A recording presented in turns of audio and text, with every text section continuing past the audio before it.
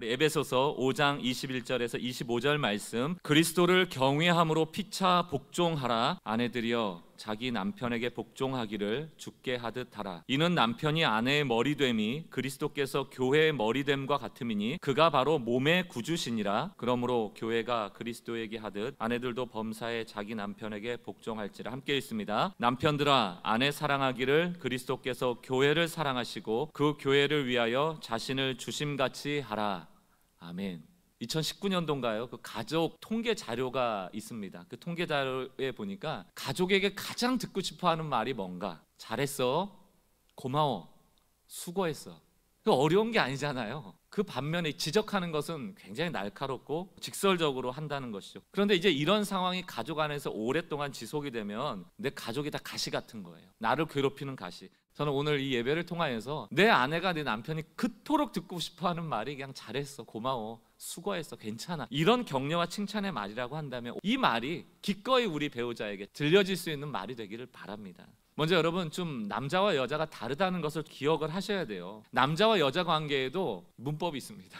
언어가 달라요. 남자는 아내의 문법과 언어에 맞춰서 말을 해봐야 되고, 아내도 남편의 문법과 언어에 맞춰서 말을 해봐야 돼요. 그런 맥락에서 오늘 남자와 여자의 다름에 대해서 설명하는 바이블과 같은 책이 바로 화성에서 온 남자, 금성에서 온 여자예요. 지구에서 행복하게 살기 위해서는 여성은 화성의 문법을, 남성은 금성의 문법을 배우지 않으면 행복해질 수 없다. 그게 이 책의 내용입니다. 이 책에 보면 이 챕터, 그 제목이 뭐냐면 미스터 수리공 가정진보위원회, 이런 제목이 있어요. 남자를 미스터 수리공이라고 한 거고요, 여자를 가정진보위원회다 이렇게 설명을 합니다. 무슨 얘기인가? 화성에 살던 남자의 특징은 뭐냐 하면요, 수리공이에요. 수리공은 뭐합니까? 문제가 나타나면 그걸 해결해야 돼요. 그리고 그것을 해결하면 저 사람 참 능력 있구나 인정받고, 그걸 해결 못하면 저 무능력하구나라고 비판받는 겁니다. 근데 금성에서 살던 여자들은 달라요. 이분들은 목표지향적인 남자와는 달리 관계지향적인 것이고요, 표현이 많고 이 표현이 좀 더 삶을 나은 방향으로 나아가는 데 도움이 되기를 원하는 겁니다. 그러니까 가정진보의 위원장이신 아내분들은 남편이 잘 되기 원하는 마음으로 조언을 하는 거예요. 아내들 얘기 들어보면 틀린 말이 없어요. 다 맞는 말이에요. 예를 들어볼게요. 아내가 이제 남편한테 자녀 문제에 대해서 얘기를 하는 거예요. 길동이라고 합시다. 길동이가 너무 오락만 하고 요즘 공부를 안 해. 학원 잘 안 가려고 그래. 이게 문제다. 당신도 알아야 된다라는 이 표현을 하고 있는 거예요. 그리고 진보위원장이니까 이 아이의 삶을 좀 더 낫도록 만들고 싶은 거예요. 뭐 틀린 게 하나도 없습니다. 근데 이때 돌아오는 남자들의 반응은 뭐예요? 아유, 쓸데없는 걱정 좀 하지 마. 그냥 내버려둬. 다 잘 돼. 나도 그렇게 그냥 잘 컸어. 다 지가 크면서 알아서 공부하는 거지. 당신은 너무 맨날 공부하라고 잔소리가 많아. 이렇게 하고 그냥 쓱 넘어가 버리는 거예요. 그러면 이 반응 앞에 아내는 큰 상처를 받죠. 그렇다면 도대체 왜 남자는 이런 반응을 보인 것일까? 이유는 이래요. 남자 입장에서 지금 이 아이가 오락을 많이 하는지 공부를 안 하는지 학원을 안 가는지에 대한 상황을 몰라요. 근데 지금 아내가 거기에 대한 문제를 제기하니까 대안이 없죠. 그럼 결국 내가 그 문제를 해결할 수 없잖아요. 결국 나는 어떤 사람이 된다? 무능력한 사람이 되는 거예요. 그러니까 이거를 빨리 넘어가 버리는 거예요. 괜찮아, 쓸데없는 걱정하지 마, 지가 알아서 하는 거지 라고 하고 넘어가는 거예요.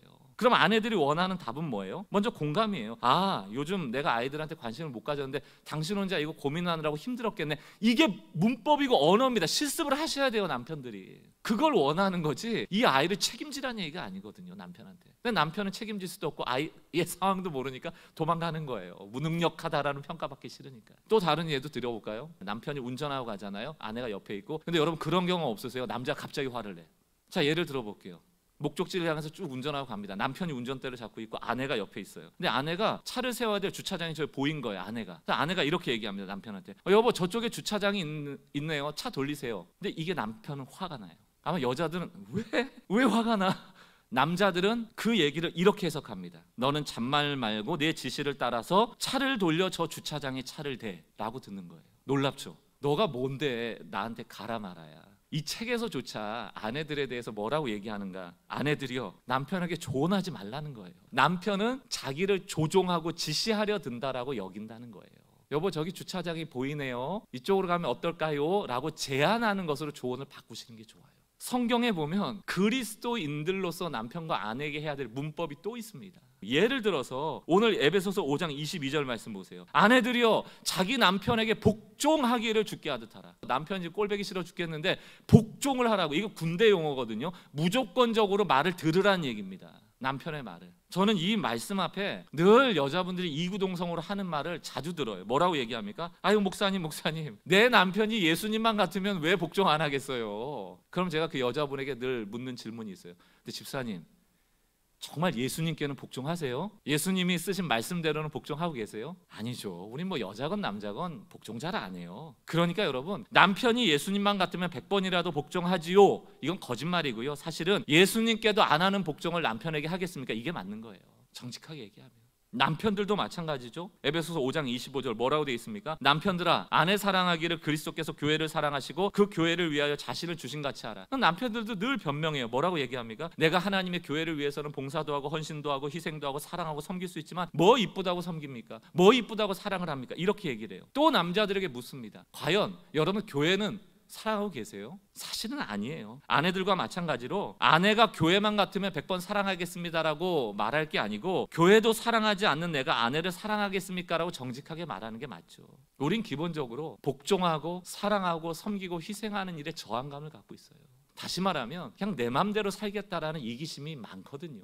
오늘 여러분들에게 남편아 아내에게 사랑해라, 아내들이여 남편에게 복종하라, 이 얘기를 하기 이전에 에베소서 5장 22절은 큰 전제를 먼저 얘기하고 있습니다. 그게 뭡니까? 그리스도를 경외함으로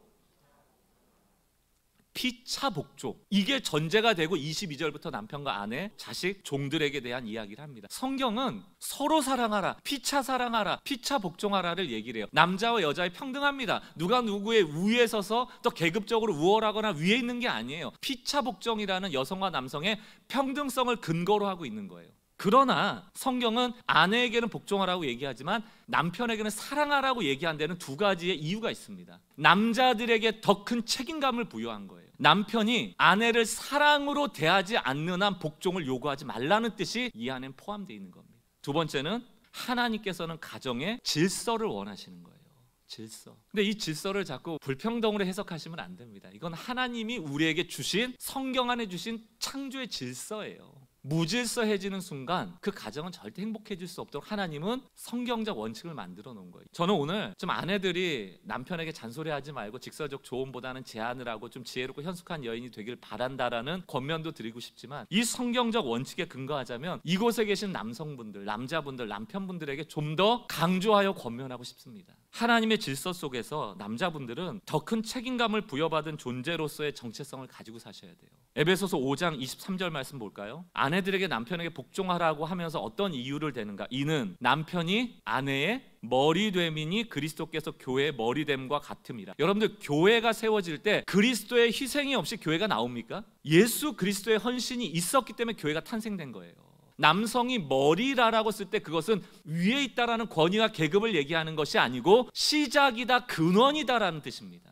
교회는 예수를 근원으로 나왔다는 뜻이에요. 그러므로 남편이 아내의 머리됨이라는 뜻은 남자가 더 시작이라는 뜻입니다. 이것을 좀 더 여러분들 이해하기 편하도록 하기 위해서 고린도전서 11장 3절을 보세요. 그러나 나는 너희가 알기를 원하노니 각 남자의 머리는 그리스도요 여자의 머리는 남자, 이렇게 돼 있죠. 여러분, 이 얘기가 남자분들에게 엄중한 책임감으로 오셔야 돼요. 남자의 머리는 그리스도요 여자의 머리는 남자이다. 이 얘기가 뭡니까? 남자가 그리스도의 은혜를 가정에 흘려보내는 역할을 하는데 그것을 끊어버리기 쉽다는 겁니다. 어떤 가장으로서의 그 근원을 통하여서 그 가정에 은혜를 흘려보낸다는 뜻까지 확대해서 해석할 가능성이 있어요. 남편들은 이 막중한 책임감 속에서 그리스도와 붙어있기를 끊임없이 추구하면서 살아가지 않으면 이 질서가 무너지게 돼 있다는 뜻이에요. 단지 남자가 여자의 머리가 된다는 게 봤지? 내가 너보다 위야, 내 말 들어야 돼, 이런 얘기가 전혀 아니라는 것입니다. 그러므로 남편의 사랑은 곧 그리스도의 사랑을 흘려보내는 사랑이다.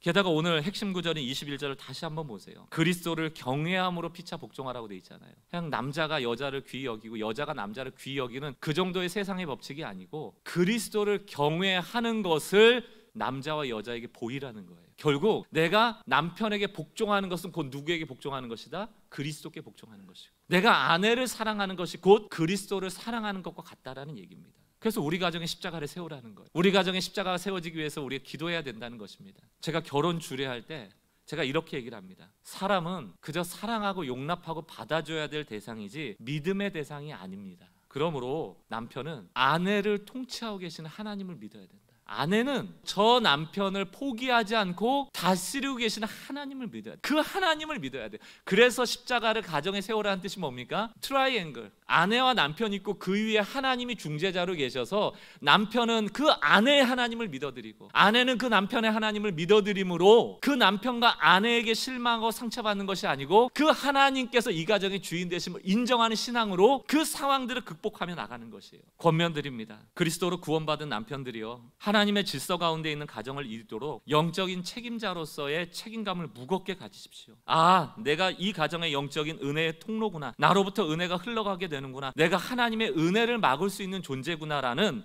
그런 생각을 가져야 돼요. 아내들에게 권면드려요. 하나님의 질서 가운데 있는 가정을 이루도록 돕는 배필로서의 역할을 잘 감당하세요. 직설적인 직원보다는 제안하고 남편이 결정할 수 있도록 돕는 역할을 잘 감당하시기를 바랍니다. 모든 걸 내가 편한 방식대로 결정하는 것이 아니고 남편을 통해 결정할 수 있도록 돕는 사람이 되시면 가장 좋아요. 결국 결론은 뭡니까? 우리 남편들이 아내를 더 사랑하고 기도하는 가장들 되시길 바라고, 우리 아내들은 남편들을 더 이해하고 돕는 배필로서 올바른 조언을 통하여 남편들이 올바른 결정할 수 있도록 그 역할을 잘 감당하심으로 하나님이 원하시는 가정의 질서를 아름답게 세울 수 있는 여러분들 되시길 주의 이름으로 축원합니다.